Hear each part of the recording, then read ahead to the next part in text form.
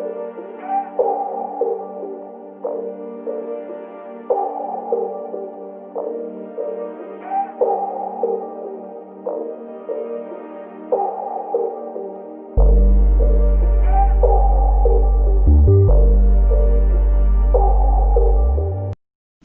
Student, आज आपकी 11वीं क्लास का जो 5th चैप्टर है उसकी फर्स्ट वीडियो है।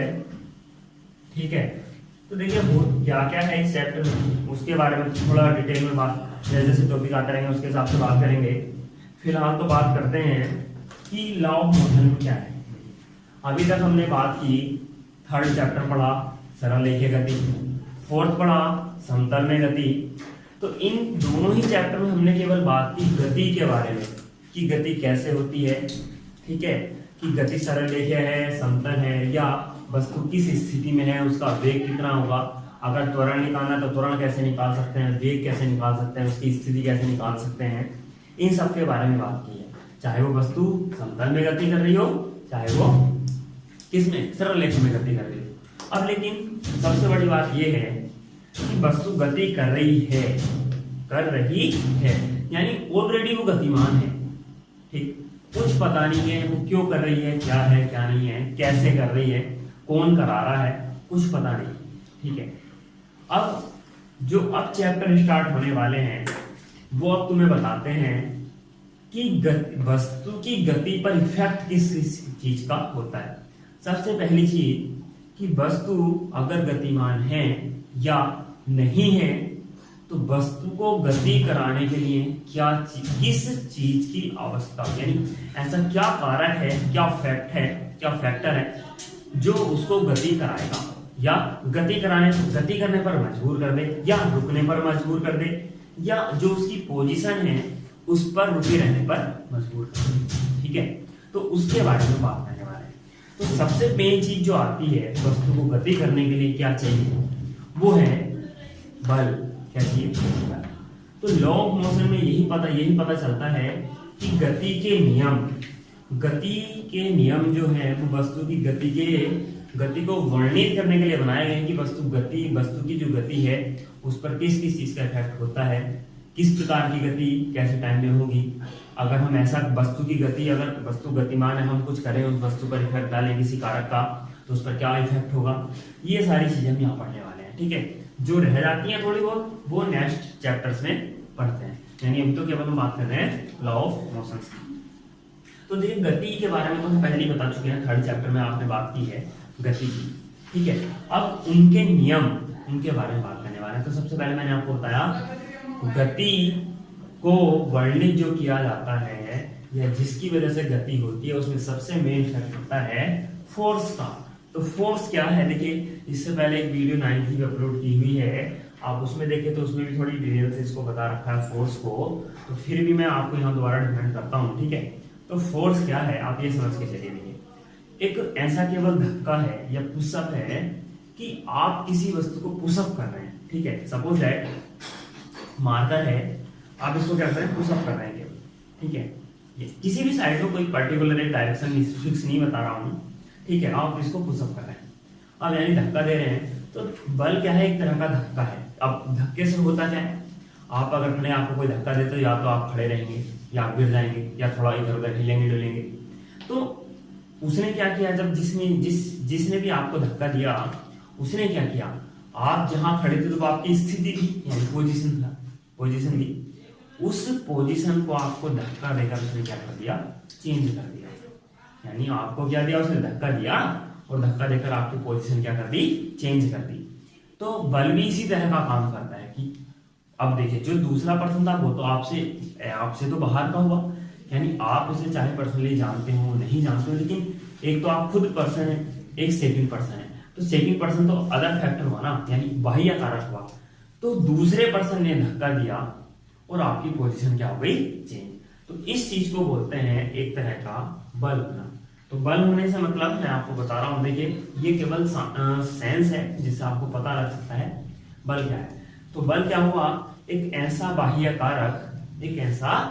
कारक है जो क्या करता है, या तो आपकी जो पोजीशन है या तो उसको चेंज कर देगा या करने की कोशिश कर सकता है या करेगा। जैसे दीवार है, आप दीवार को धक्का दीजिए, पुश कीजिए, ठीक है, क्या दीवार अपनी जगह से हिलने वाली है? नहीं, ठीक है। एक किसी बच्चे से आप वेट उठाने के लिए कह दीजिए थोड़ा ज्यादा है, सामान जो भर के हम कहीं किसी बॉक्स में सामान भर के रखा हो काफी सारा, आप किसी छोटे से बच्चे से आप कह दीजिए, वो भी चलना सीखा हो, उससे कह दीजिए इसको उठा के कहीं रख दो, तो वो उसको पकड़ेगा, कोशिश करेगा हिलाने डुलाने की, लेकिन हिला डुला नहीं सकता। क्यों? क्योंकि उसके पास इतना फोर्स क्रिएट करने की क्षमता भी नहीं है कि वो उसको उठा के हटा सके, ठीक है। तो इसलिए आपसे अगर उसी बॉक्स को उठाने के लिए कहा जाए तो लगभग अगर वो आपका जो फोर्स क्रिएट कर सकते हैं उसके अंतर्गत आता है तो आप उसको उठा के रख सकते हैं, ठीक है। तो आप भी क्या करेंगे, कोशिश करेंगे पहले उसको उठाने की। आपका फोर्स ज्यादा हो जाता है क्रिएट उसके जो भार है उससे, तो आप उसको हिला सकते हैं, या जो उस पर फोर्स लग रहे हैं उससे ज्यादा आपका फोर्स हो जाता है तो आप उसकी पोजीशन चेंज कर सकते हैं। अदरवाइज आप क्या कर सकते हैं, केवल कोशिश कर सकते हैं। जैसे दीवार को चाहे आप धक्का दीजिए, चाहे एक छोटा बच्चा धक्का दे, केवल कोशिश कर सकते हो, हिला नहीं सकते, ठीक है। तो यही चीज मैं बता रहा हूं कि बल है एक ऐसा बाह्य कारक जो क्या करता है, केवल पोजीशन को चेंज करने की कोशिश करता है या पोजीशन चेंज कर देता है, क्या कहलाता है, बाह्य कारक कहलाता है, ठीक है। तो बल की एक छोटी सी बहुत हल्की सी डेफिनेशन बता रहा हूँ, जो मैं बोल रहा हूँ ध्यान से सुनिएगा लास्ट बार। बल वह बाह्य कारक है जो किसी वस्तु की स्थिति में परिवर्तन करता है या करने का प्रयास करता है, ठीक है। नेक्स्ट देखिए, अब फोर्स क्या होता है, फोर्स भी संतुलित और असंतुलित फोर्स होते हैं, दो तरीके के फोर्स आप समझते चलिए। तो संतुलित और असंतुलित, बैलेंस और अनबैलेंस। तो बैलेंस क्या होता है, देखिए बैलेंस का मतलब है ये मार्कर इस टाइम हाथ पर बैलेंस पर है। क्यों? क्योंकि इसको जो देखिए अगर ये मैं थोड़ा सा इस साइड रख दूं तो ये नीचे गिरने लगेगा। क्यों? क्योंकि ये क्या होगा, उस टाइम अनबैलेंस है। देखिए अगर ये मैं थोड़ा सा इस साइड कर दूं तो नीचे गिरेगा, तो ये क्या होगा, अनबैलेंस होगा। बीच में रखना तो बैलेंस है। क्यों? क्योंकि इसके दोनों ओर जो फोर्स कार्य कर रहे हैं नीचे को, वो क्या है, इस टाइम इक्वल है, ठीक। अब दूसरी चीज, अगर कुछ समझ के चलिए ऐसा हो जाए कि आपको ये मार्कर हवा में रुका हुआ दिख जाए, ठीक है, तो ये तो आपके लिए ताज्जुब की बात होगी, यानी आश्चर्यजनक चीज है। ऐसा होता तो नहीं है, लेकिन एग्जाम्पल के तौर पर बता रहा हूं। तो ऐसा तब पॉसिबल है जब सपोज दैट ये मार्कर है, ठीक है, जितना फोर्स नीचे काउंट हो रहा है उतना ही फोर्स अगर ऊपर लगने लगे, कब, जब ये हवा में है, तो उस टाइम ये जो वस्तु है ये किस में होगी, संतुलन की अवस्था में होगी, ठीक है। क्यों? क्योंकि देखिए जब किसी निकाय पर या किसी सिस्टम पर, किसी वस्तु पर, किसी पार्टिकल पर फोर्स इस तरह से लगे कि जो फोर्स के मैग्नीट्यूड हो यानी परिमाण हो वो अपोजिट साइड में लेकिन इक्वल हो, अपोजिट साइड में लेकिन इक्वल हो, तो जो आपका कह सकते हो जो फोर्स होंगे वे क्या होंगे, संतुलन की अवस्था में होंगे, यानी जो वस्तु होगी वो संतुलित अवस्था में होगी। और बल कैसे होंगे, वे संतुलित बल होंगे। अब अगर ऐसा ना हो, अगर अदरवाइज ऐसी कंडीशन ना हो, तो दूसरी कौन सी कंडीशन थी, असंतुलित की, और जो बल थे वे भी कौन से थे, असंतुलित। तो अनबैलेंस फोर्स, अनबैलेंस कंडीशंस उत्पन्न हो जाती है, ठीक है। तो ये था केवल फोर्स के बारे में। बात करते हैं देखिए फोर्स से अलग। तो देखिए हम बात कर रहे हैं जड़त्व की, इनर्शिया, ठीक है, इसकी जड़त्व की, ठीक है। तो जड़त्व क्या होता है, जड़त्व देखिए हर वस्तु के अंदर बहुत सारी प्रॉपर्टीज होती हैं, जिनके कुछ प्रॉपर्टीज ऐसी होती हैं जिनको हम जानते हैं, कुछ प्रॉपर्टीज ऐसी होती हैं जिनके बारे में हम नहीं जानते। जैसे आपका जो कोई बेस्ट फ्रेंड वगैरह होगा, आप उसकी जो उसको क्या पसंद है क्या नहीं पसंद है, उसकी अधिकांश है सभी चीजों के बारे में लगभग जानते हो, कि अगर मैं ऐसा करूंगा तो उसका क्या रिएक्ट होगा, मैं ऐसा करूंगा तो क्या रिएक्ट होगा। तो इस तरह की चीजें आप सब जानते हैं। तो रिएक्ट करना हर वस्तु के अंदर, हर वस्तु की प्रॉपर्टी होती है, ठीक। रिएक्ट करना यानी किसी एक्शन के लिए रिएक्शन देना, हर किसी ना किसी चीज में ये गुण होता है कि एक्शन अगर करोगे तो रिएक्शन जरूर मिलेगा। यानी अगर उस पर कुछ काम आप करोगे, यानी कुछ उसकी अवस्था जो पोजीशन चेंज है, जो पोजीशन है उसको चेंज करेंगे, तो वो उसका क्या करेगी, ग्रोथ जरूर करेगी। ठीक है, तो ऐसी प्रॉपर्टीज हर वस्तु में होती है। ठीक, और इसी प्रॉपर्टीज को हम बोलते हैं, जो हेड में लिखा है यानी इनर्शिया। ठीक है, तो जड़त्व क्या है, देखिए वस्तु का केवल एक, देखिए ये कोई एक फिजिकल क्वांटिटी नहीं है, पहली बात तो आप ये ध्यान रखिएगा, जड़त्व कोई फिजिकल क्वांटिटी नहीं है, केवल एक इंटीरियर प्रॉपर्टी है एक पार्टिकल या ऑब्जेक्ट की। ठीक है, तो इंटीरियर प्रॉपर्टी है, ना कि कोई फिजिकल क्वांटिटी। इसकी ना तो कोई आप कह सकते हो बीमा वगैरह कुछ ऐसा कुछ नहीं होता।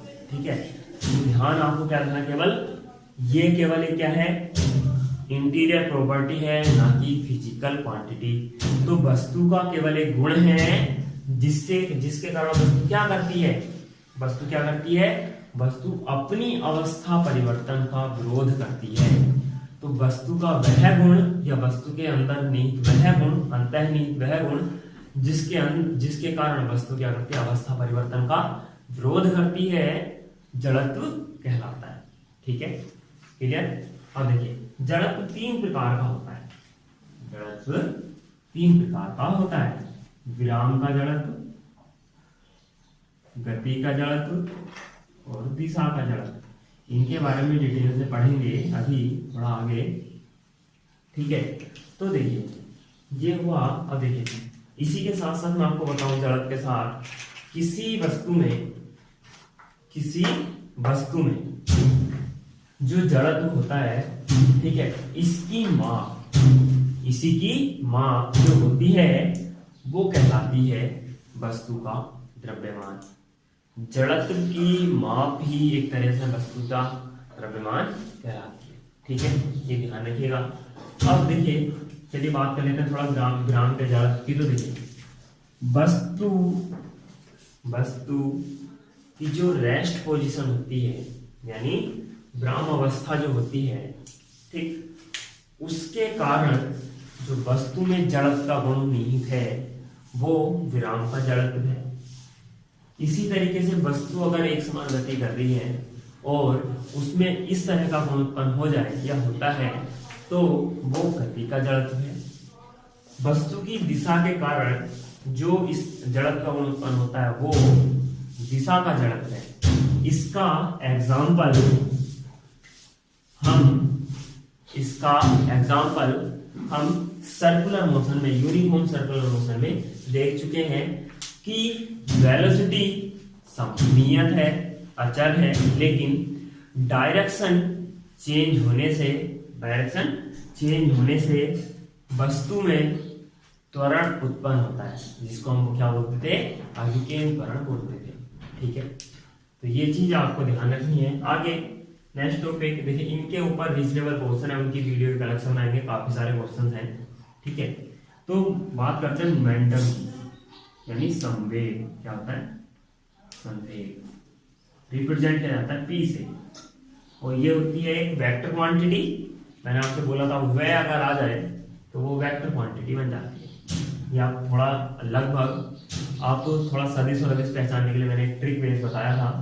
ठीक है, तो संवेग P वेक्टर, ठीक है, क्या होता है, देखिए सूत्र होता है P बराबर mv। तो m का मतलब द्रव्यमान, v का मतलब वेलोसिटी। तो m का मतलब द्रव्यमान, v का मतलब वेलोसिटी। तो सरल रेखा अगर गति कोई वस्तु कर रही होती है तो उस वस्तु का द्रव्यमान और वेग क्या कहलाता है, वेग का गुणनफल क्या कहलाता है, संवेग।